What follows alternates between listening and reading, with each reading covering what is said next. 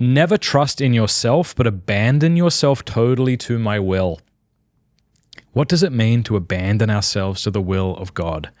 Well, we know that when we speak of God's will, we can talk of his perfect will or his permissive will.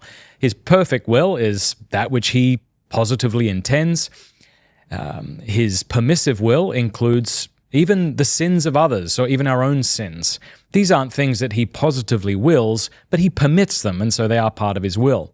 And so there are a lot of things that take place in our life that are unfair, that are unjust, that make us grieve, people that we've been hurt by, or things like that. So in all of this, we're being told to abandon ourselves to the good God. And this reminds me of one of my favorite Bible verses. I nearly said burble vices. Bible verses, 1 Peter 5:7. Cast all your anxieties upon him because he cares for you. Now, how do we do this practically? I think we have to be really in touch with our own heart, with our own grief, with our own hopes and joys, with our own anxieties and fears. And it's easy to kind of go around not being attentive to them. You just have to throw yourself headlong into a myriad of distractions. And I think in doing that, we can successfully, as it were, separate ourselves from ourselves. We can find distance from ourselves. But this distance isn't a good thing. This distance isn't recreation or leisure.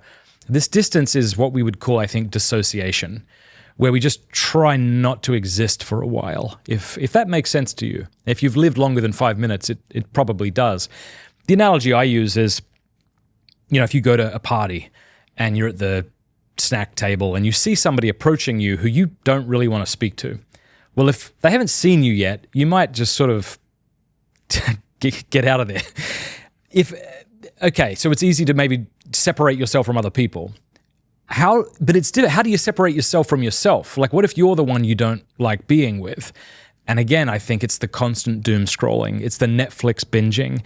It's just, what are we doing? And you spend like 20 minutes scrolling through Instagram Reels or TikToks. Hallow is the #1 prayer app. Why haven't you got it yet? Download it right now. Go to hallow.com/MattFradd. And at the end of that scrolling, you're not recreated. You're actually scattered. Yeah. So I think being in touch with all the things that I just said, and then abandoning that to the good Jesus who knows us and who loves us personally. That's hard to realize, because we don't understand how it's possible. Like, how is it possible that the good God could be as attentive to me as he is to you and to everybody else and to everything else that he is currently holding in existence? How is that possible when you and I cannot even be attentive to two people at the same time? Sometimes we're not even good at being attentive to one person. And so we think of that and think, well, it just doesn't make sense. And here I think we're in danger of anthropomorphizing God, reducing him to our level. But of course, God is omnipotent. He's omniscient. He's intimately present to you. And it's important that we realize that God doesn't love humanity the way a man loves a hive of bees, as a sort of collective. But he's personally attentive to each of us. And that's really good news.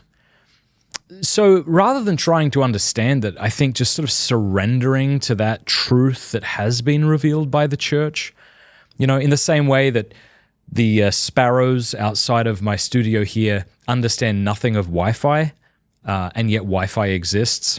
This is maybe not a very good analogy. I'm thinking of this on the spot.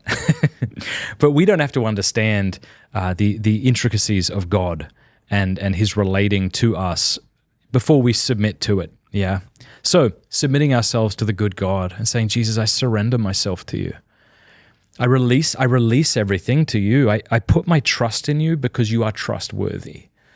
See, that's the beauty of the spiritual life. It's recognizing that when we say God loves you or God is a refuge, we have to somehow move away or move deeper from the theological general abstraction and then deeper into the heart-to-heart relationship where we realize that the good Jesus saved you, is saving you, is present to you now. Thanks very much for watching that clip. You can click the link below if you want to watch the full interview, and don't forget to like and subscribe to the channel.